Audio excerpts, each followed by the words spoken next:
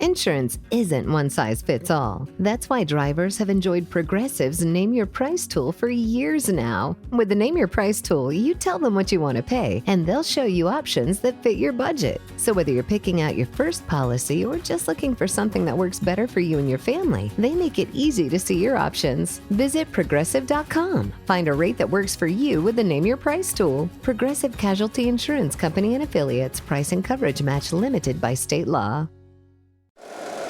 Every team, every topic, everywhere. This is Believe.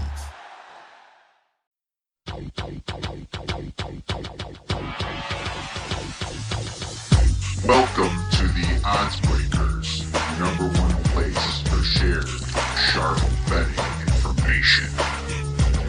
Welcome back to podcast 91 of 2025. I'm your host, Kiev O'Neill. You can follow me on Twitter at OBKiev. Follow us at the Oddsbreakers. Follow us on social media / the Oddsbreakers. This episode is brought to you by FanDuel Sports, a proud partner with the NFL.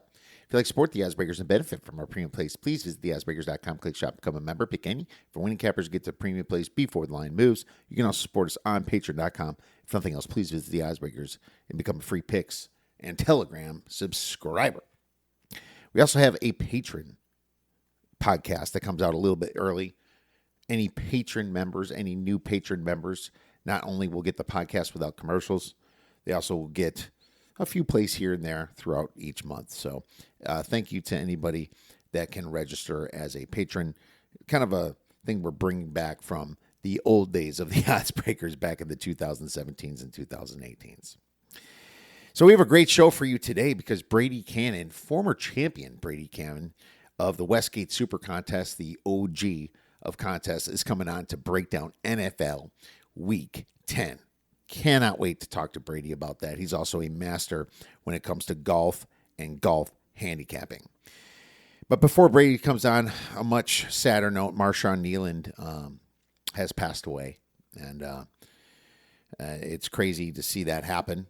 A man that you thought was thriving. You just never know how people are feeling inside. According to the police report, there was a police chase, and he probably had, I'm guessing, some drinks and made a terrible decision at the end. It looks like probably a decision to end himself, and it's going to hurt him. Obviously, it hurts the people that was close to him. It hurts the NFL. It hurts the community to see something like that, and a lot of people probably blaming themselves. If you're ever in a crisis situation like that, please go talk to somebody. It is not worth it to do something like that. And it's just a very sad and somber day because, you know, he was a great guy with great qualities and just made some poor decisions. But you never know who's struggling with what. And the person next to you can look as happy as a clam and post happiness all the time, and you just never know what's going on inside. So always try to be positive to people. I've tried to be more positive over the years, and I can do a better job myself. I want to, keep the positiveness in people and not the negativity. And, things away from sports in life, bring you to those situations a lot. And I have to remember that myself and do a better job. But it's really sad to see MarShawn Kneeland go. He just scored that touchdown from the punt block in that Cardinals game on Monday night. So it's very shocking for me to see that. And I'm very sad, and my heart goes out to his family and friends. All right, well, before Brady comes on, we're also going to get into a little NFL ATS as normal to see kind of who's the teams that's really doing the covering of the spreads for this season, starting with the top, Seattle 6-2, and the Rams 6-2. There's only two teams that are 6-2 because the rest of them have not covered more than 67% of the time. You got the New England 6-3, Indianapolis 6-3. You have the the Carolina Panthers 6-3, and then there's a few 5-3s out there, but that's it. I mean, there's a lot of parity in the NFL. It's kind of a hard betting year for some people. Thank goodness we're above water. The Saints 2-7. The Titans, 3-6. Cincinnati Bengals 3-6. Washington 3-6. And then there's some 3-5s. It's some teams that definitely are on the fade train or have been on the fade train Cincinnati, Tennessee, and New Orleans. A little bit of Washington and Houston as well. So those teams are the worst for covering spreads and have been good fades. Now let's the totals. Minnesota's totals have been going way over, 7-1 to the over. Minnesota. Then you have the Bengals at 7-2, Miami 6-2-1, and Baltimore 6-2. Chicago 5-2-1. So that's your best overs teams. I guess Dallas and Tennessee will throw in at 5 or 6-3 as well. So these teams are the ones going to the over, the under. Houston 2-5-1, Atlanta 2-5-1. Market's catching up on those a little bit. So a couple of those recently went over. New Orleans 3-6, Kansas City and Denver 3-6, Rams 3-5, Vegas 3-5. A lot of 4-4s there in the NFL when it comes to totals. Totals have been a challenging year as well in the NFL. So there you have it. That's kind of your ATS snapshot coming into Week 10. Now let's bring in our wonderful guest, Mr. Brady Kannon from the PGA Tour and the Football Contest Show. Now I'm very pleased to welcome back a fantastic handicapper, an NFL contest winner in Brady Kannon, a host at Sports Grid and a writer at CBS Sportsline and Golf.com. You can follow Brady on X at Las Vegas Golfer. Brady, here we are. We're just getting near the holidays. The weather's changing. How are you doing this time of year, sir?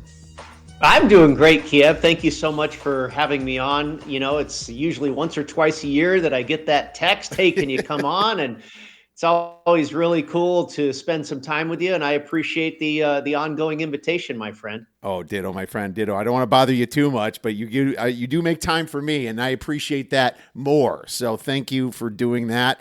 I love how you go on Sports Grid and talk. I've been on Sports Grid quite a few times. It's one of my favorite stations to listen to and watch, and you're just all over the place, man. And you have this awesome contest show, too, and I always see you guys do that. I've listened to a few. Can you tell our listeners a little bit about that show? I really love that, and I love how it started, too. Of course, my friends, Mike Pritchard and James Salinas. We've worked together for a long time, and it was 2 years ago during the off season in the summer, we were just kind of shooting the breeze, and somebody mentioned, how we used to work together. And then they were like, we should do a show together about football contests or something, kind of half jokingly. And I was like, maybe that's a good idea. And how contests have just absolutely exploded. I mean, especially here in Las Vegas, Derek Stevens, you're there every year, during like contest weekend or whatever it is. And I mean, you got almost $20 million in Circus Survivor, and the Westgate's adding contests. Their college contest is really cool. So fun. I mean, the desire, the appetite for contests is just, through the roof. And we said, well, let's do a show about it. And, knock on wood, here in our second season, we're getting all kinds of traction, and people really seem to be receptive. And you know how it is, Kiev. As long as you're providing good information, I don't care if you agree with us or disagree with us, follow or fade, as long as you're learning something and taking that information away as actionable or insightful or whatever, then you've got a pretty good product. And I think we provide that each and every week. Myself, you mentioned a contest winner, James Salinas, a contest winner as well, really has been much more successful than me in contest play over the years. And our styles we oftentimes land on the same games, but we get there with different paths. And then we have Mike Pritchard, who's a 9-year NFL veteran who has the player's perspective. So I think when you listen to that show, you get a lot of different angles and approaches to these games, and it works. So, we're going to keep doing it, and hopefully it just gets even more popular. Absolutely. And it's such a great mix of people and individuals there, obviously with an ex-NFL player like Pritch. So that is wonderful show to have. And do you ever, what's your thoughts on Thursdays? Jumping in on Thursdays, especially later in the year with all these injuries. Is this usually a complete no for you? Wait till the final deadline? Or is there just sometimes when a line is so off, you're like, man, I got to dive in here? Rarely do I find that where I got to dive in here, like you say, and for the against the spread contests, both in my own personal betting and in the contests, I rarely play Thursday games. Every now and then you land on one that you feel really good about. but almost never in the against the spread contest, because as you know, you got to turn in your whole card. If you're going to play the Thursday game, you got to turn in all 5 picks. And, usually by Thursday afternoon, I'm not necessarily ready to land on 5 games. Now, that being said, we used it in Circa Survivor, a Thursday game this year, and did so successfully with the Buffalo Bills in their first meeting when they beat the Miami Dolphins. Of course, they'll play again this week in Miami. But so on Survivor, I kind of sometimes really like the Thursday game. But the against the spread, both personally and in contest, I pretty much stay away from it almost 100% of the time. Yeah, I usually do too. In the college contest, I was doing great in 60th place until last week, and I had a terrible week at 1-5-1. But there was one week that I had a bad week that I jumped in early on a Thursday game, and not only did I lose the Thursday game, and I thought I was such an edge on it, I found out some serious information on Sam Leavitt not playing at Utah. Oh, and I was just like, what am I doing? I broke a rule. I decided to do it. And so it always ends up biting me. So, man, I'm not even looking at the circuit line for tonight. We need a shirt that has, like the X on Thursdays. No Thursdays. No Thursday. Don't be tempted. Don't be tempted. So much information comes out after Friday. So it is so important. Great point on that one. Well, that's fun. I love contest season. How many contests are you in? Let's see. We're in Circa Million. We're no longer in Circa Survivor, unfortunately. Atlanta got me 2 weeks ago in Circa Survivor. So. Oh, okay. So you made a pretty good run. God, what a anomaly that game was. My goodness. We were on Atlanta against the spread in that game. Just a complete egg that they're a really hard team to figure out. I was just crunching a bunch of numbers before we came on, and their numbers don't look that. I think a lot of it really has to do. I think a lot of it goes back to Raheem Morris. I just don't think he's that good of a coach. Now, is he a good coordinator? An assistant coach. With the special teams, the defensive backs, whatever it is. I don't think he's too bad at all. And I've heard he's a great guy. I don't know the man personally, but not everybody's a CEO. And I think it speaks a lot to Raheem Morris's inability or inefficiencies as a head coach when you have a team that has that much talent and makes the Buffalo Bills look stupid on one day, and then the next day they lose at home to the Miami Dolphins of all people, and get shut out by the Carolina Panthers. That team is really weird. But yeah, we were victims in week 5 when Arizona lost to Tennessee. That was wild. And then that same week, Buffalo lost to New England. We're also in the Circa Million, the contest that we play on the contest show. We're Survivor, Circa Million, and the Westgate Super Contest. And then aside from that, I'm also in the Super Contest College with a couple of different entries. So, yeah, pretty much got the board covered, my friend. We love contests, right? I mean, gosh, I encourage people too. They're so fun. They are so fun, and the prize is so big. It's like there's something, and it really doesn't cost you that much. When you think about it, you spread it over 20 weeks or whatever. It's probably a lot less expensive than the weekly betting that you're doing. Yeah, especially if you're winning or losing. If you're not winning, it's like you can cut your unit size a little bit and just get in a contest because you're playing anyway, right? You still got something on that game. You still got that. I guess that fix, right? That gambling fix that you want. I mean, sorry, we're a gambling show. We got to be honest here. We can get into the whole aspect of everything you do in life is gambling. But one thing we like to do is sports. And contests are a lot like it, but it is a different strategy. And this is why you guys should watch this show, because you can learn about what's different about just betting ATS and playing strategy in a contest. So that's the ins and outs of a great show like that. So love that. Speaking of the NFL, who's your top 5 teams right now? And I want to ask that because I've noticed some change in mine over the past few weeks. Yeah, it's interesting that you brought up that question, because I was actually just, and I think it's a topic that we think about on a regular basis during the NFL season, but I was kind of diving in a little bit further just last night. And I came up with 4. The Lions, and not necessarily in any order. The Lions, the Bills, the Rams, and the Chiefs. Those are my top 4. And then I dropped down after that, and I think the Ravens, the Seahawks, and the Colts are really close. I think Denver's almost there defensively, certainly. The Ravens, the Seahawks, and the Colts would probably be my next three. But I was thinking about this, Kiev, and when we get to the postseason, and the Lions, the Bills, the Chiefs, and the Rams, those are basically the four favorites. It's real chalky. I'm not, breaking any ground there. That's not earth-shattering news. But I think those four teams, when we get to crunch time and they're in the postseason, I think they beat Philadelphia. They beat Seattle. They beat Indianapolis. So I think those teams, they're just really strong. They've got one little extra notch in my book than all of the contenders at this point. I think you're right, and I agree with the most of that. I have it basically Buffalo, just based on pure numbers and not thoughts. It's Indianapolis 2 for me, and then I have KC, Baltimore, and the Rams all third. Shortly under them, Seattle, Detroit, and Philly. I mean, it's just such a close margin. For example, from my eighth team, or you can just say the tie between Seattle, Philly, and Seattle, to Buffalo, it's 1.75 points.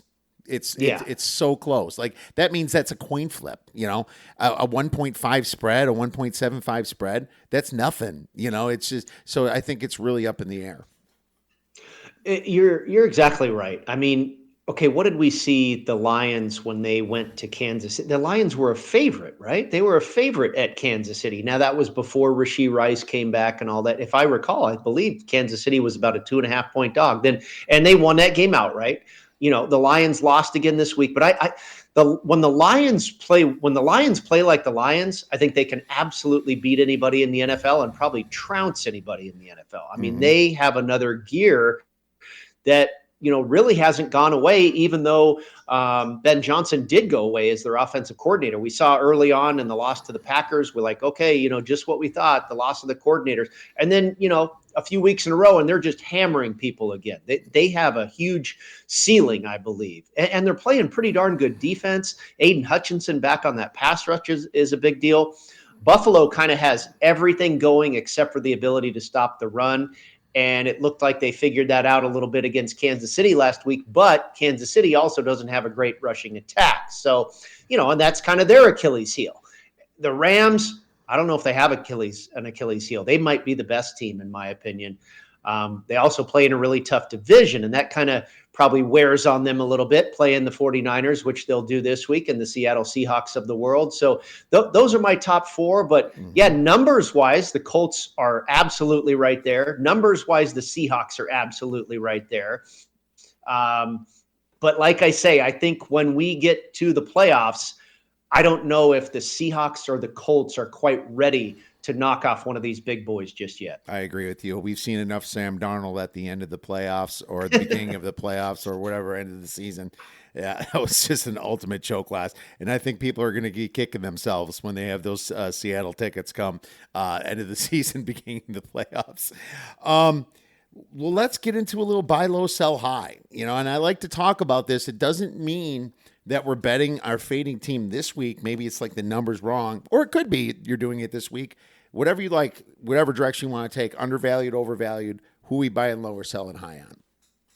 Yeah, it's, again, interesting that you asked this question, because I think it's very appropriate this particular week, this time during the season. I think we're starting, and I think week to week, you always want to identify that type of thing.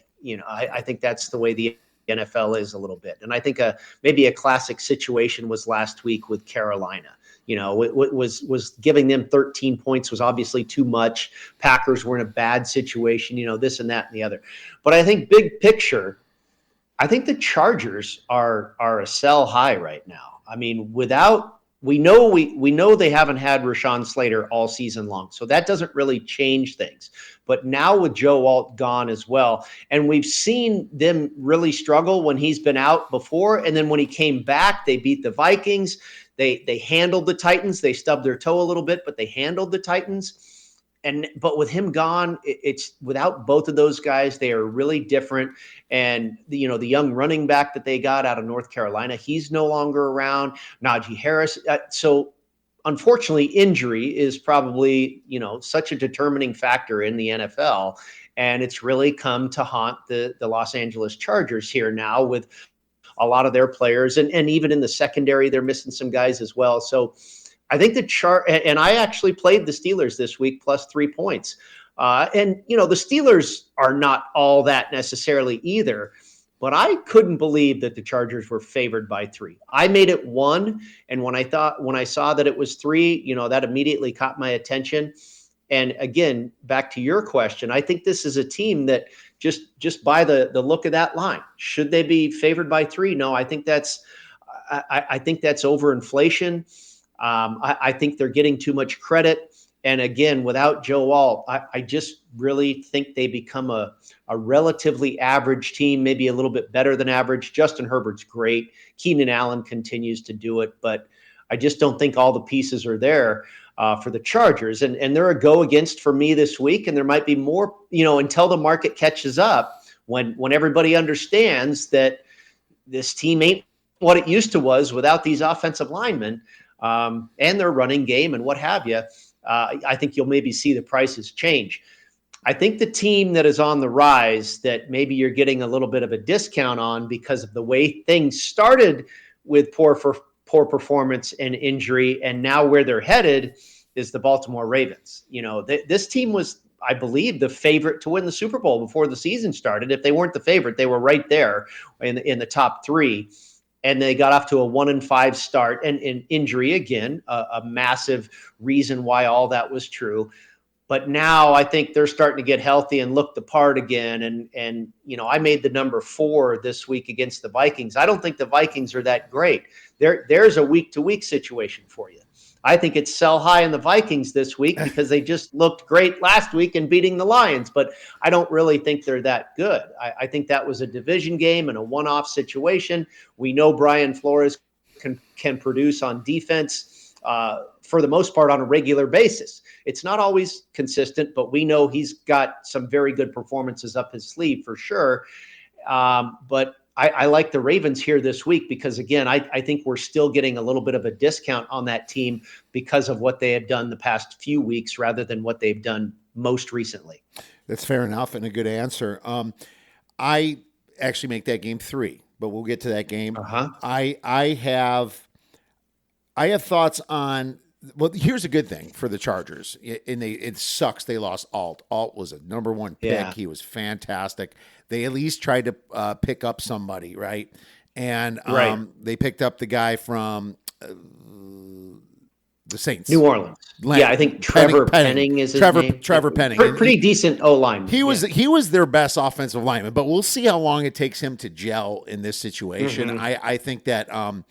The only problem I have with the Steelers is the coach. But if I'm going to sell high on somebody, it's probably Tampa Bay based on their injuries. Mm-hmm. And it's there we go with injuries again, right? No doubt about it. Yeah, when you see both of those players, not Godwin and Bucky Irving, not practicing again on Thursday, that means they're not playing. Because they have to have some time with the offense when you've had 4 weeks off. That means they're not playing. So if you like the Patriots, which I'm really leaning towards right now, I'm trying to decide if I just want to tease them up with somebody like the Eagles, or do I want to play them straight at 2.5? Maybe I just do one of those in the contest and tease it on the bet side. I'm trying to debate that now, but we'll get to that game and we'll talk more about it. But I think a sell high could be Tampa Bay because they've just been getting through based on just crazy Baker Mayfieldness, which now some of his best receivers are out and they're going to blanket the hell out of Ibuka. You know that. So we'll get into that one. Well, let's talk some NFL Week 1 then. And kind of the way I like to do it is you can pass and not even say a word because there's always a long slate. This show live is on Thursday. We have a Thursday night game, so I don't have much to say about it, but I did do a prop in it. Any quick words, even though this podcast comes out on Friday? Well, yeah, we'll see what the results are.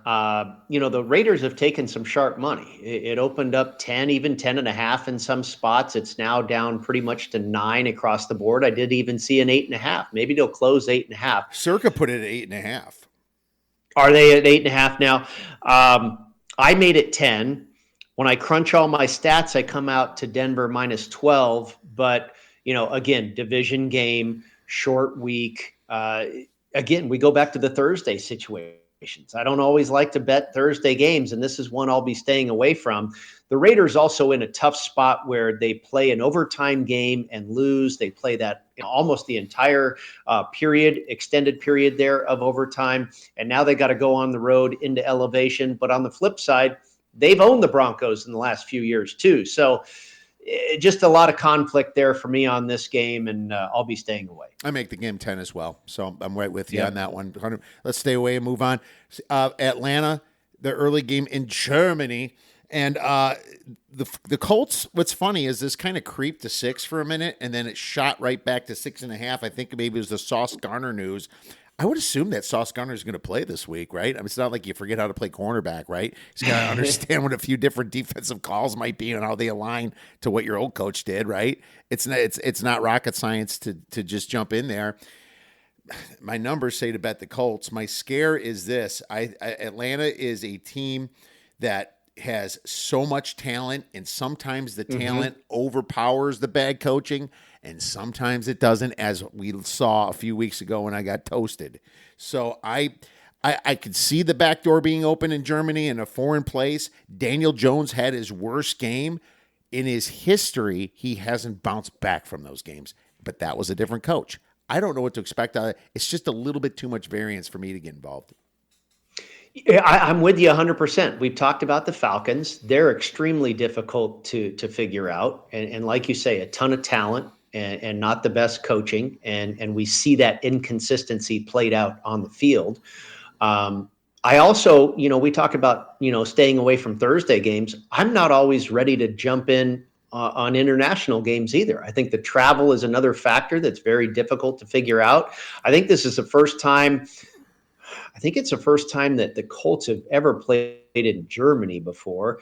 Daniel Jones, how many of these guys are really used to that type of thing? And what I also find odd here, like when I crunch my numbers, I come to the Colts -8. But my initial reaction was Colts at home would be 6.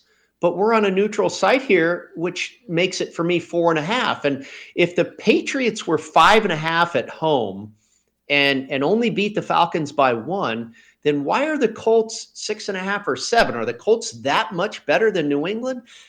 So this one, again, like you said, all kinds of variables here, staying away. Problem with last week is Atlanta outscored them 9-0. In the fourth quarter. That was covering all day until it wasn't. They sit and prevent and sit there and choke that away. And coaches do that in the NFL. They just know they'll sacrifice a big spread for a W any day just to get out of there. Yep. And that's what we saw. It hurt me a little bit too last week. One of my few losses. So let's move on to the next game. Buffalo versus the Miami Dolphins. Miami's +9.5, 50.5 is a total. You have the floor, Brady. I was really waiting for this to get to 10, and I've started to see some signs that it might not. So I went ahead and bought it to 10. Didn't have to pay a whole lot. I think just around -120 was what I had to pay. But I just feel so much more comfortable getting that full 10 than a 9.5. And I might not need it. That's fine. You don't have to pay the juice when you win. But I took the Dolphins here. And first of all, you and I both, Kiev, I'm sure, we aren't going to necessarily throw all of our eggs in a basket just because a trend is says a certain thing. But this trend, I believe, is a very strong one. And I believe there's reasoning behind it. And that is a home dog that wins outright and then goes into the role of road favorite. And that's exactly what the Buffalo Bills are. Now, it's a little bit different. Of course, they are favored on the road at Miami. I understand. But because they won at home as an underdog when they were being undervalued maybe a little bit, are they now shifting into a role of being overvalued a bit? That's why I think that trend continues to play out against that road favorite more often than not, because it overshifts in the market.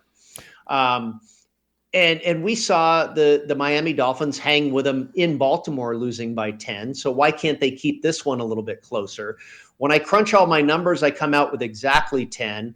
When I just made the line on my own, I made 8. So yeah, Buffalo wins this game by 8. I'm fine. I played Miami. The other thing is Miami has extra rest. Okay, let's not forget about that.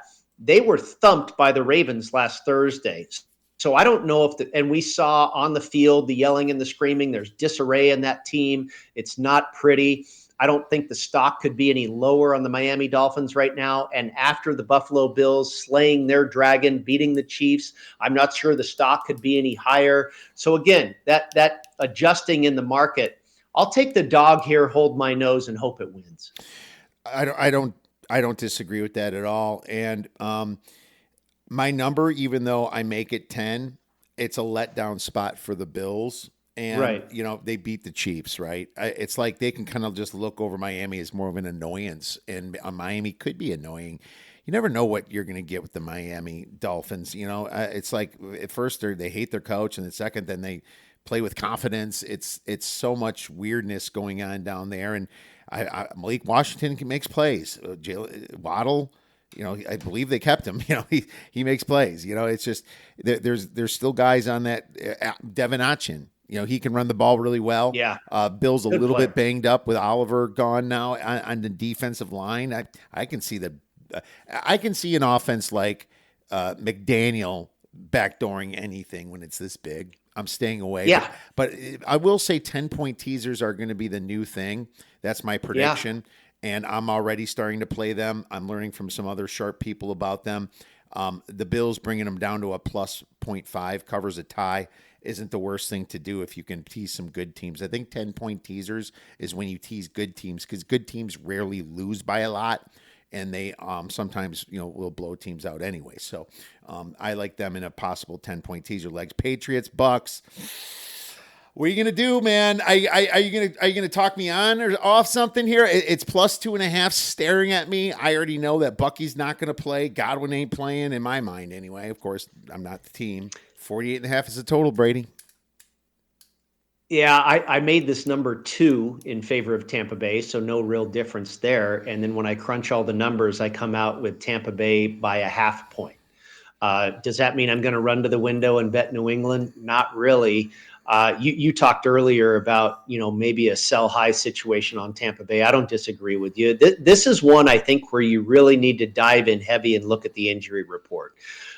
Because Tampa Bay's got it all over the place, and that's worrisome. They are coming off of a bye week. That's a plus, that's a positive, but, a lot of these injuries remain. Godwin, Evans, Bucky Irving. And the Patriots are a team for me that I've had a tough time, wrapping my head around. It feels like it's the old Patriots of yesteryear when Tom Brady and Belichick were laying 8.5 points, and you're like, that's way too many, and they covered all the time. And here we are again, with the Patriots. Now they didn't cover last week, and of course I stayed away.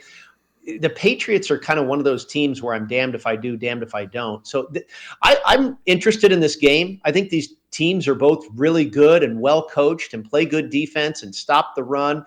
It'll be a good old smash mouth style football game that I'll be interested in watching, but I won't be betting it. I'm going to take 2.5.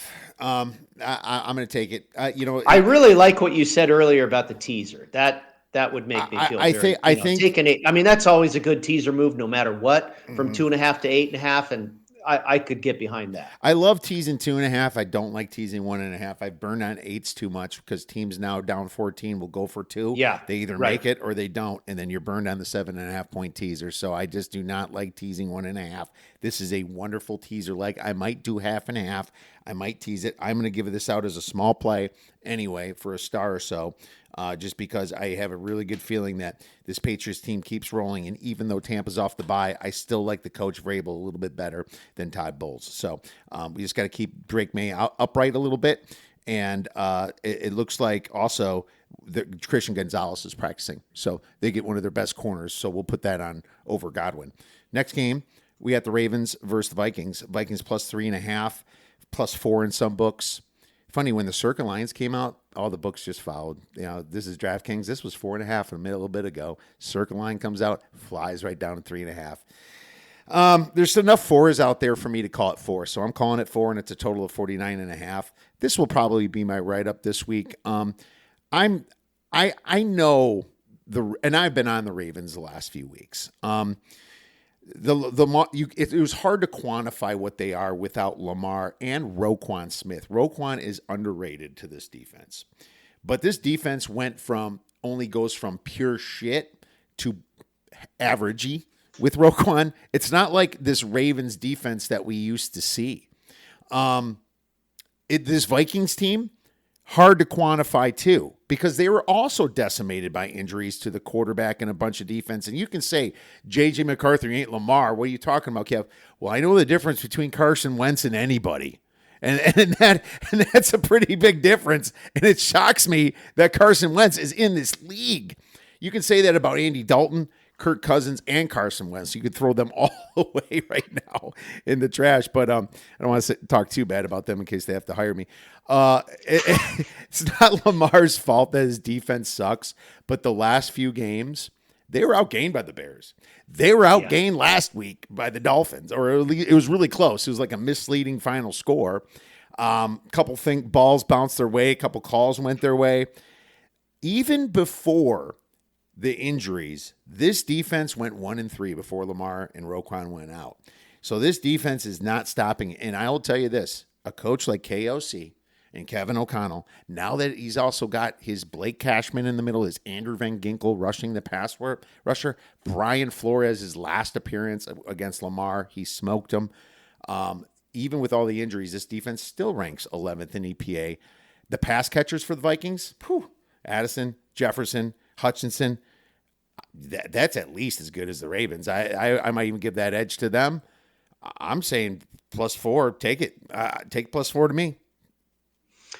I hear everything you're saying, and it makes a ton of sense. I just don't think Minnesota is that good. If you look at some of their numbers, and we kind of touched on it earlier, I think Brian Flores and Van Ginkel is a big piece.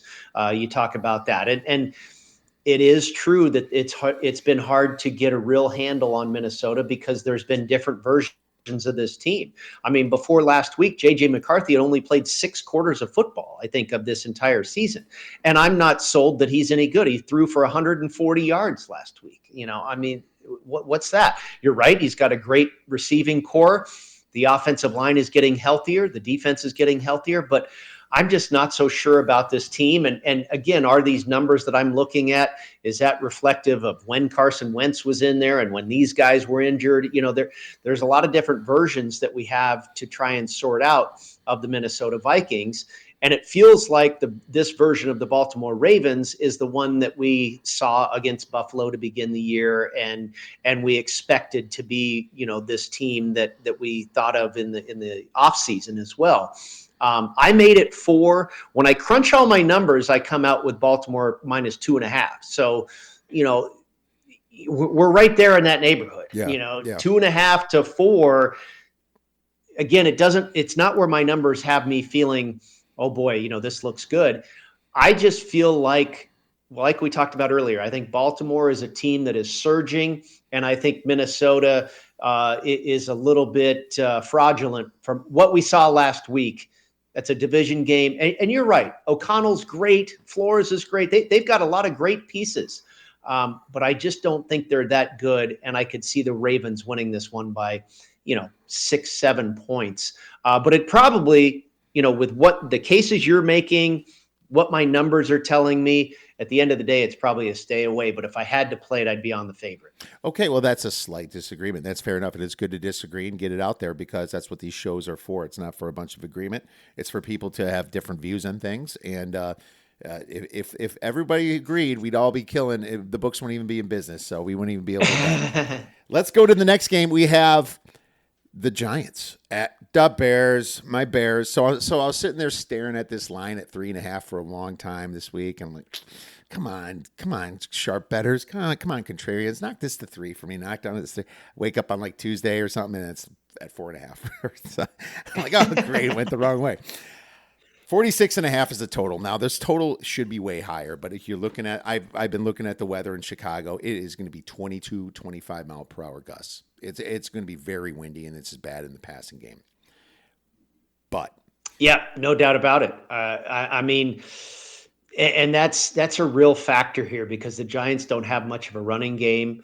Chicago, DeAndre Swift has been a real shot in the arm. I think Ben Johnson has been the shot in the arm for DeAndre Swift. Oh, yeah. He's kind of returned to what he was, when we saw him really all the way back to Georgia.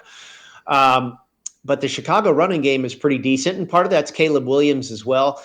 I'm just not so sure. And you're a Bears fan. I imagine you feel the same way.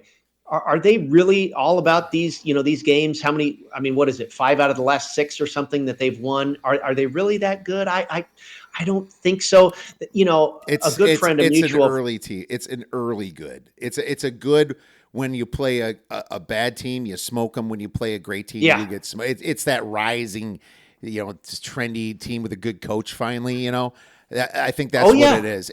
But the problem with me, it's hard to lay points past 3 with a team like this because their defense can give up. It's like I love taking the dog last with week them. against the Bengals, I said on our football contest show, I said I wish we could play totals in the contest because this one's going to fly over. They almost scored 90 points in that game. You're right. The Bears don't have a lot of defense. What they've been very fortunate with is turnovers. And I got to feel that's going to come back to bite them here. You can't just sustain that type of a turnover margin, I don't think, throughout the entire season. And if that doesn't happen for them, they're going to lose games. And so I felt the number was too aggressive. I made it 3.5. When I crunch all the numbers, it comes to 3.5. I think 4.5 is too many. I'm right in line with you that I don't feel comfortable laying that type of points with a Chicago Bears team. Probably one that I won't get involved with. The weather is funky and weird. The Bears are a good home team. The Giants, we know, have a lot of problems, but I do think the number is a little off. I'm finding it hard to find 5 picks in the contest, and right. if I had $1 for every time I said that, my friend, right. I suppose if I was going to talk myself into using the Bears at 4.5 in the contest, it's because of one thing: the Giants rank 32nd in rush EPA on defense, and if it's a windy game and Ben Johnson doesn't get ahead of himself like he has with the Lions throwing the ball too many times, you have to trust that, then they should run all over this freaking Giants team. And they have Monagai and Swift. So I think Swift should be back this week, but they didn't need him last week. Monagai ran for 200 freaking yards against the Cleveland Browns. And this line's been blocking. This Bears offensive line's been fantastic. So my thing is that if the Giants can't move the game on the ground because their ground game is so bad, they're not going to be able to throw into the wind. So that's my handicap. That's why I like the 49ers last week, because I said the 49ers are so limited by injury, they have to lean on Christian McCaffrey. And what's McCaffrey going to do? He's going to run right through this Giants defense that can't stop the run. Sure enough, the Niners won and covered. So, I think you could probably use the same argument here this week. And you know that the Bears' spirits are up and the Giants are pretty down for their big injuries to Scadaboo and Malik Neighbors, and the fact that they're kind of, they have they're 2-7, they're out, man. And they know that, and there could, when it comes to that, these teams, everyone tries in the first, but once the game starts going away, they let it spin out of control sometimes. And that's why big favorites are usually pretty good towards the end of the season. Not saying we're quite there yet, but I'm looking at the Bears for a contest play. Let's move on to the Saints versus the Panthers. The Panthers are -5.5. The total is 39.5. Ooh, this number keeps growing. What about you? You have anything on this? I got to give credit to Kellen Moore and the Saints staff. We know they tried Tyler Shook at quarterback last week. I think that was nothing that anybody did wrong. I think it's just experimental. They want to find out if they still need a quarterback or if he's their guy. I think he did okay. They were playing maybe the very best team in the NFL, in the Los Angeles Rams. I think this team comes to play every week. They try hard.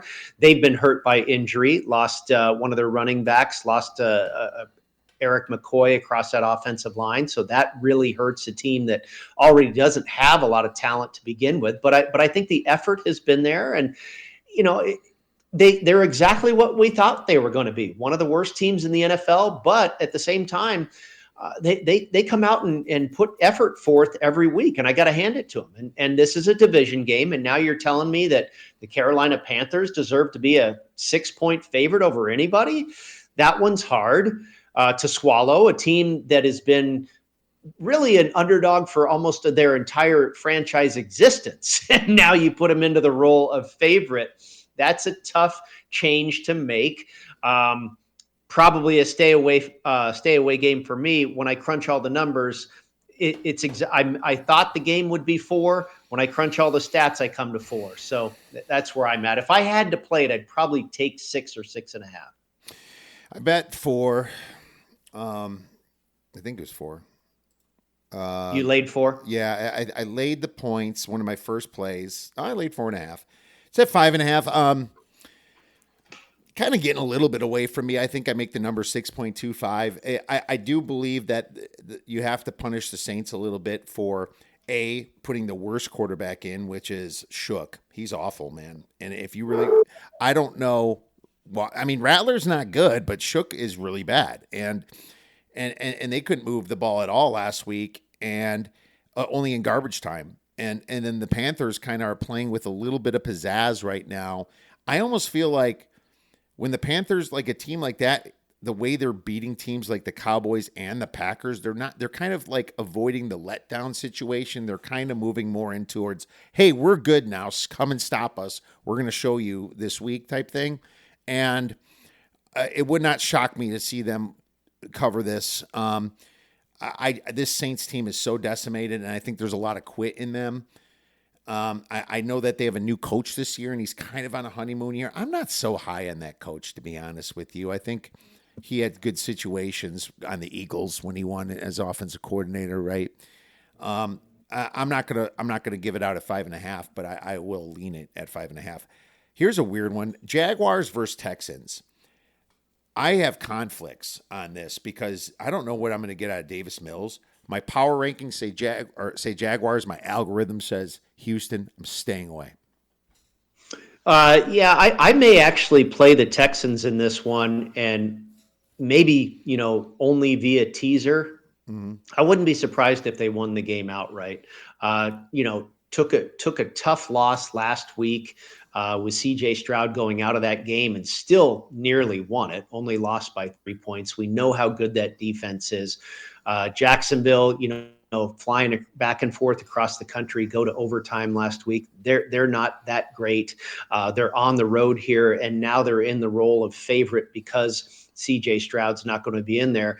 Davis Mills is a pretty darn good quarterback. It was just a couple years ago that he was a starter in this league. And he looked pretty good in relief last week. A little bit of the fallen hero theory, when your star quarterback goes down, the rest of the team knows, okay, we got to rally the troops and, support our guy. And I could see that inspired effort happening here. When I crunch all my numbers, I made it Houston 4. And when I crunch all the numbers, I come out with Houston 4.5. Now that's with CJ Stroud. What's the adjustment for Mills? Is it 5 points? That's kind of what we're seeing, maybe 5 or even 6 points. I don't know if it's that big of an adjustment.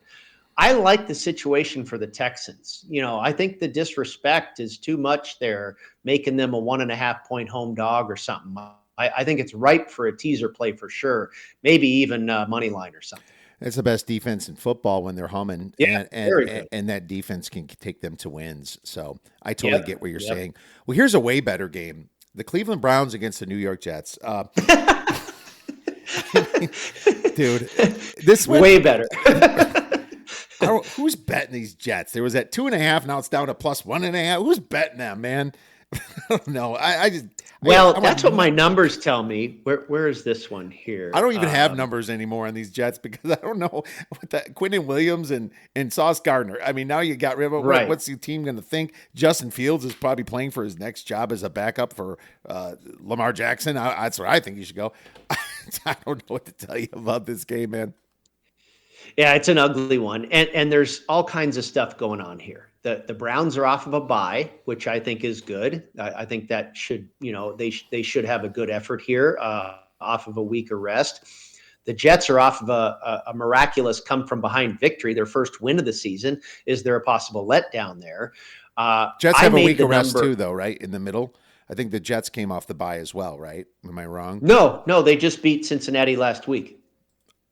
Okay. The Bears played Cincinnati last week. The Bears just beat them last week because shoot. they had Are that, you right? Yeah, they both came off the bye. The Bears had that crazy comeback. Oh, I remember that. Yeah. So that was just last week. Yeah, totally missed that one. You're right. So both teams are off of a bye. Yep. Okay, that's weird. Yep. It is weird. It's totally weird. Well, I can tell you when both teams come off of a bye, games tend to stay under the total. Didn't happen last week with the Raiders and the Jaguars. Looked like it was going under the entire time until it wasn't. It's not under until it's over. Yeah, so and you could very well see these two teams staying under the total. But here's another. I like this angle here. A couple things. First of all, I made the Browns 1, so being a 1.5 or 2 point favorite, it makes sense to me because I think the combination of Sauce Gardner and Quinnen Williams is probably worth 2 points. Those are very good defensive players. And, maybe some odds makers would argue it's more, maybe it's less. I figure 2 is a pretty fair number to assign to those two guys being gone. But here's another one for you that I think is interesting. The rest of those Jets players are now on notice that their job is not secure. Because if you're going to get rid of Sauce Gardner and Quinnen Williams, then why aren't you going to get rid of the guy that, is the backup safety or something like that? I mean, it's like, okay, geez, they just got rid of our 2 best players. I better work hard here. Sometimes that inspires some teams. Sometimes that triggers effort when they see a couple of guys like that get fired, so to speak. So maybe you'll get something big out of the Jets here. But again, do I really want to invest in this team or the Browns? No, I'm with you. Pass. Cardinals, Seahawks. Seahawks have been trash at home and amazing on the road. I can't figure that out. The Cardinals now, if they're going to name Brissett as not the backup, that scares me for Brissett because once that backup gets thrown in there, now that makes them nervous. I'm staying away. If I had to bet it, I bet the Cardinals. I'm pissed because I should have bet the Cardinals. I stayed off the Cowboys on Circa last week, thank God. But I'm not going to almost bet the Cardinals and then lose on them the next week, if you know what I'm saying. So I'm still. Yeah, I hear you. Yeah. I made the number 5, and then when I crunch the numbers, I come to 6.5. So it's right there. I think the situation is very interesting where people just saw the Seahawks beat the heck out of, I think it was the Commanders on Monday night, right? And so they kind of have that fresh in their minds. And then, like you say, they also saw the Arizona Cardinals upset the Dallas Cowboys very impressively, shutting down that high-powered offense. So, you have that recency bias on both sides here. The one angle that I think makes some sense here is the Cardinals were coming off of a bye. They had lost 5 in a row. And I like to bet on teams that go into their bye struggling because the bye is good for them to reset and get things right. And it played out that way. They had a great game plan defensively against the Cowboys. Hats off to the defensive coordinator for putting that together, holding them to 17 points or whatever. And I have to believe that during that bye week, they knew that they were going to have a short week against Seattle on the road in a division game, and they also worked on this game as well. So I think that defensive coordinator probably, had a few items to pass along that were targeted towards Sam Darnold and the Seahawks and how they're going to approach this game. So I think that time off was not only used in the game plan for the Cowboys, but also here. Maybe that's enough of an edge to get to the window with Arizona, but not for me at this point. All right, that's fair enough and well said. Lions, Commanders down to 7.5, total 49.5. I'm taking the Lions. I'm with you, man. I'm laying. This is going to be the one. If you don't take it, you're going to be kicking yourself. Look, this is a revenge spot, and you know how this coach Dan Campbell is with this team. Yes, they are going to get beautiful, man. God love him. God love this guy. He's going to get their heads out of their asses so quick when they're facing the Commanders. The Commanders are sitting ducks. Their coach admitted how spad he screwed up. I don't even know how. I mean, don't get me wrong. I like him for being honest, but it still looks like crap to this team, and it's just like that. McLaurin's not going to play. I guess Debo's going to play, but it's not that hard to figure that out. backup quarterback Mariota's okay of a backup, but dude, this is a firing Lions team that is going to take advantage and abuse this Washington secondary. And they remember this playoff loss like it was just yesterday. I'm seeing massive margin. I'm taking the Lions. I'm with you. I'm absolutely with you. And I know some people, and we've even seen the numbers start to come down a little bit on the Lions. I'm the other way. I made the number myself 11.5. And then when I crunch all the numbers, it comes out to 9.5. And we're seeing 8s in the market. I think the playoff revenge is real. And I think it's especially real for a coach, like you point out, like Campbell. But at the same time, part of my handicap here is, and it's pretty simple. I think Washington's an absolute mess. They're toast. So yeah, you take a team that we talked about earlier as I think one of the best teams in the NFL against a team that really is, I mean, they don't have anybody. Who are they going to hand the ball off to? Who are they going to throw it to? Who's going to throw it? I know Mariota's not that bad, but I just think this team is a train wreck right now, and not necessarily dissension in the locker. I think Dan Quinn and Cliff Kingsbury do a great job, and there will be times probably throughout the rest of the season that I'll be betting on them, but not here. I think this is a low of lows for the Washington Commanders right now, and the Detroit Lions, not only the playoff revenge, but they're looking to bounce back off of off of last week as well. 100%. We are both locked into that. What could go wrong? Rams versus Niners. Niners plus 4.5, total 49.5. I'm going to be honest with you, man. The Niners just play the Rams hard. My numbers and injuries, and you can take all that and say, my numbers say Rams by 6, 7, 8 points. Forget it, man. I'm not betting them. This is too much of a rivalry, and Shanahan just knows how to win this game. And Sean McVay's kryptonite is Kyle Shanahan. It's just I can't touch it. You're 1,000% right. And I made the number 4. When I crunch the stats, it comes to 7, and there's no way I'm running to the window to bet the Rams. I grew up a 49er fan, and I probably follow this team more so than I do I feel like I'm sometimes in touch with them a little bit more than the rest of the league. And, they're beaten and battered, but they just find a way to beat the Rams. Everything tells me the Rams should. I'll tell you another thing. I believe the general public is going to bet the Rams in droves here because, a lot of those people in Circa Survivor, 3,500 plus that got knocked out by the Niners on Thursday night, they're probably ticked off and they're going to the window and saying the Rams, this is payback, this and that. I think you're going to have a overwhelming amount of public support on the Rams here. Hey, our numbers are telling us that the Rams are the side, right? Nah, I just feel this will be a stay away. But if I had to bet it, I'd probably take the points. Yeah, I would too. Just because I know how these go. It's like I would take the points, and that's a great way to put it. Well, here's your game, man. Have at it. Steelers, Chargers minus 3, total 45.5. Be honest with you, I lean the Chargers because I just look at the coaches, but I am worried about Alt, and I'm not doing anything else, but you're going to make a good point for the Steelers. I think you make a good point about the coaches. I think Harbaugh is probably a much better in-game coach, and we know he's a motivator as well. Tomlin, we know, is a great motivator. Is he a great in-game coach? Not so sure. But I think both of these coaches are very good. They have different strengths and weaknesses. But I think I can argue that the Steelers might have the better team right now because we talked about it. Without Rashawn Slater and Joe Alt and Omarion Hampton, and now injuries in the secondary, I think what was once a really good-looking Charger team has been decimated by injury, and I just don't think they are the same at all. Let's not forget, when Joe Alt was out, this team barely beat the Miami Dolphins. They're just not the same club without those two guys on the offensive line. And it's a shame because they're two of the best in the world. And this team really could have been something with both of them there.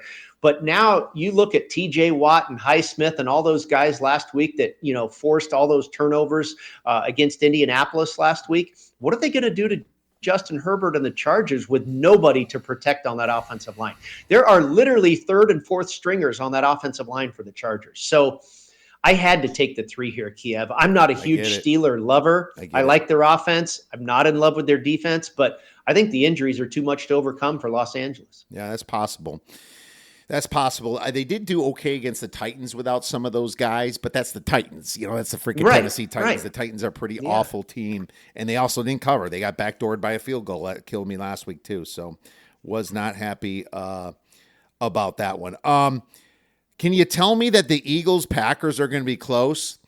Because I want to tease both sides. I want to take 10 on the Pack, and I want to take 6 on the Eagles. I'm not going to lie.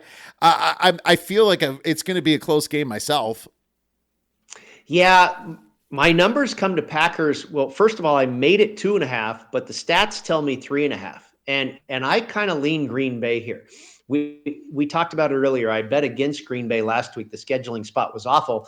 They came off of that huge Sunday night, narrative street game with Aaron Rodgers meeting his former team, and Jordan Love really, was the hero, just had an amazing night. And now they're going to play the Eagles on Monday night, and sandwiched in between was the Carolina Panthers. Bang, hello, wake up call. I think all along they've kind of been focused on this game, and I think they win it. I think I saw it come down to 2. There might be a 2 in the market somewhere. But I think it's a pretty good money line play on the Packers, and I don't mind laying it less than a field goal either. The other thing I have noticed in looking at all my numbers, I think Philadelphia is a little bit inflated. They seem to outplay their numbers, if you will. And I think they have issues on defense, probably more so than offense. We know on offense the change in coordinator has caused some issues.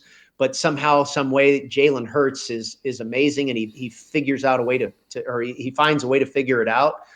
But I'm not sure this team is really as good as they sometimes appear. And the Packers are funny too. They've lost to the Browns. They've lost to the Panthers. Are they really all that? But I think this is a spot where they're going to get right and take care of a team that beat them a couple times last season. That's fair enough. And it's such an interesting spot because the Eagles coming off that bye recharges them a little bit, right? Oh, man, I've been struggling about this one. I want to, like I said, I think the Eagles in the Patriots, right? both 2.5 point dogs. I like that teaser a lot, right? I'd feel better about the Patriots leg.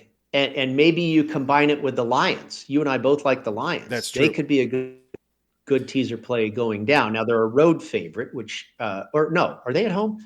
Yeah, no, they're a road favorite. But yeah, I don't know where to go with that Eagles teaser. I do like New England, I think, on a teaser. Okay, because you make it 3.5, so it makes it more obviously out of teaser range a little bit. Is that fair? Yeah. I mean, I think we kind of know what the Eagles are, and Saquon Barkley is a little banged up too. Apparently, you got to check that status. But I think the Eagles, they're that physical team that they're going to have some issues on defense. They're going to score some points on offense. That they're fairly predictable. They have been pretty predictable, where the Packers haven't necessarily been predictable. Now, I've won some money in betting against them, but I think I bet against them when they played the Steelers too, and they rolled them. So I don't know. I think they have the capabilities of probably rolling just about any team in the league. They beat the Lions earlier this year, right? I feel like it's the spot where the Packers are going to win this game. All right, fair enough. That brings us to beer bet bangers, and this is just a little plus money action. You know what sucks is I could take the cheap way out and say, just the Minnesota to win outright, right? Because that's the only dog I really like this week. I don't like a lot of dogs, but I'm going to go with Ben Johnson to be coach of the year at 30-1. Ah, okay. I mean, at 30-1, what's he doing at 30-1? That does seem high. It does. He's 5-3. I mean, supposed to be 6-3 after this week. Why wouldn't it be Ben Johnson? Now, Kyle Shanahan's there, and he's done a great job, but they never give it to Kyle. Mike Vrabel, maybe. And Shane Steichen sitting there leading, but if you get bad Danny Jones for the next few weeks, that's going to tank. I don't know, man. Mike McDonald. 30-1. I mean, worth a shot. 31's worth a shot. And Mike McDonald's hanging out there, and I get that too. But beer bet on good old Ben Johnson, who before the season was favored. So we'll go Ben Johnson for some beer money at 30-1 and see if we can buy 30 beers. More like 30 cases. 30 cases of beer. I go back to the timing being interesting. You asking me about the best 4 teams in the NFL, because I have 2 bets, and these I think qualify absolutely for beer bet banger. Okay. And you can find this at BetMGM. It's probably available on some of the the bigger national books like a FanDuel or a DraftKings or something like that. And that's betting on who will be the Super Bowl representatives. Now, I've looked at this in the past where you could just parlay 2 teams to win the AFC and the NFC conference. And maybe that's a better payout than betting this market. But when I checked it, they wouldn't let me do it. So I had to just buy into who will be the Super Bowl representatives market. The Chiefs against the Rams is 16-1, and the Bills against the Lions is 20-1. I told you, I think those are the 4 best teams in the NFL right now, in my mind. And I see down the line some of these other guys, the Ravens, the Seahawks, the Colts. I really like them to get to the postseason, but I don't know if they get all the way through the postseason. I agree. Against some of these more experienced teams. So let's take those 4 teams. Let's bet them. Let's pair them up as representatives to meet in the Super Bowl, and then cross our fingers and hopefully we have some hedging situations when we get to the conference championships or what have you. I mean, if this turns out to be your Final 4, you're sitting pretty. All right? So it's chalky, but I think it makes sense. Like, you could have a good chance that 3 out of the 4 make it to the Final 4. And then you probably have some maneuverability there to monetize. Are you saying 4 bets? Like one, like pair them up? Yeah, you could even try that. If it works out mathematically. I only did 2 bets. Okay. I did the Lions and the Bills. Please at 20-1. Be Lions Bills. Wouldn't that be great? Oh, that'd be something. That means one of those are finally going to break through, right? And what a game it would be. It'd be incredible. It'd be amazing. And then Chiefs Rams at 16. It's chalky, but it's chalky for a reason. I think those 4 teams have a good chance.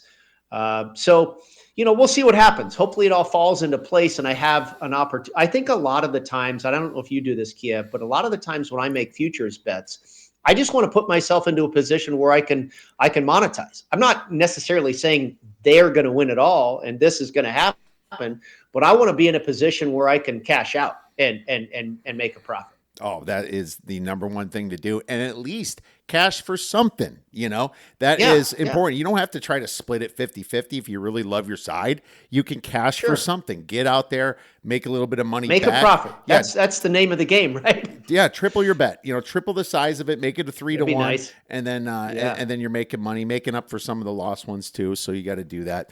That's some great advice. And my man over here, Brady Kannon, has a ton of great advice wherever you can find him. Brady, could you let our listeners and viewers know where they can get your great information in place? Yeah, thank you so much. You can find it right here on your podcast, of course, once or twice a year. Usually we do it maybe before the Masters, but during football season. So I certainly appreciate you continuing to knock on my door and give me this opportunity. But you can find me on Sports Grid. I'm on there all the time, as you are. You're usually on there with our friend Gabe Morency.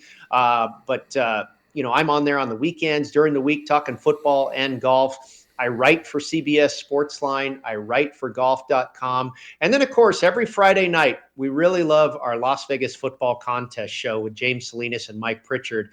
And let's not let it be a misnomer either. It's not necessarily just for contest play, because we're breaking down every game. Now, we're talking about contests and what we're going to use in the contest and everything, but you can also very much use that information to just your own personal betting as well. Absolutely, especially when the line's still what it is on Friday night. You're just basically handicapping games. Make sure you guys check out Brady. He's one of the best. Thanks again, Brady. Thank you, my friend. All right, I made my decision. I don't trust the Eagles. I agree with Brady. I could see them losing by 10. They probably get close. They could even cover the spread against the Packers, but this is a massive also get-up spot for the Packers. And the Eagles, lethargic still this year. Sure, they got into it a little bit against the easier teams, but this is kind of a statement game for the Green Bay Packers too. Probably covers a teaser, but I'm not taking it. Instead, I'm going 2 stars with the New England Patriots at the plus 2.5. So there you have it. Now it's time for our refuse to lose teaser. That is 3 and 6. I'm changing philosophies now. For the most part, I'm going to go 10-point teaser at minus 120. Most of you guys can't get the minus 110s and minus 120s out there. And B, I think they're killing it this year. So what we're doing is we're going to actually play both sides of the other game. I think the Bucs play close games. I don't think the Bucs win this game, but they don't lose by over 7 points.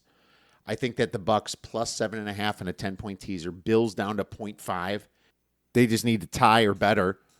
And I'm taking the Packers to plus 7.5 because the Packers aren't going to get blown out by the Eagles either. You know, I like that side a little bit better. And that way we're doing minus 120 at DraftKings, at all the big books. That way everybody's happy. We're going to do that for 2 stars. Last week, fucked around and got a triple-double. All right, my friends. Now it is time for The Sharp Side of the Force. Sharp Side of the Force, brought to you by The Season. For the best contests in all the land, please visit www.thesdn.com/OB for 20% off. Terms, conditions, location apply. All right, Sharp NFL. Week 10, money movement. Bills minus 7.5 to minus 9.5 at the Dolphins. 82% of tickets and 87% of the money. Panthers minus 4 to minus 5.5 hosting the Saints. 65% of tickets and 80% of the money.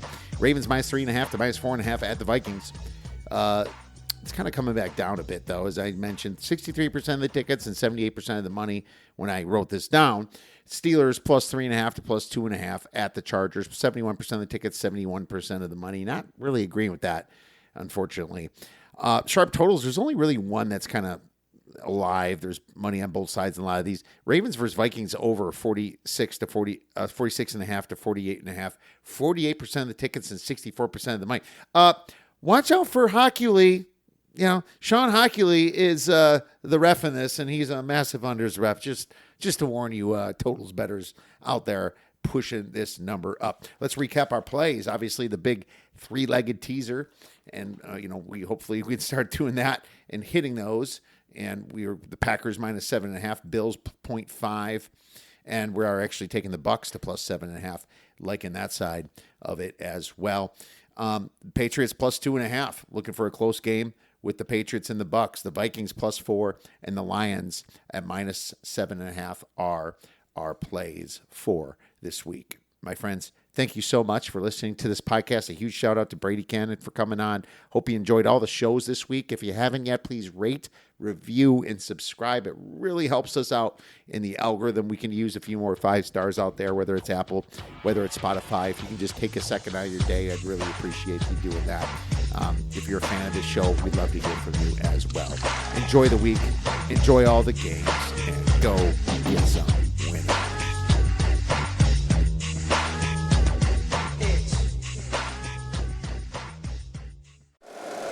If you like the show, please take a moment to rate, review, and subscribe. It really does help the show to grow. Thank you for listening.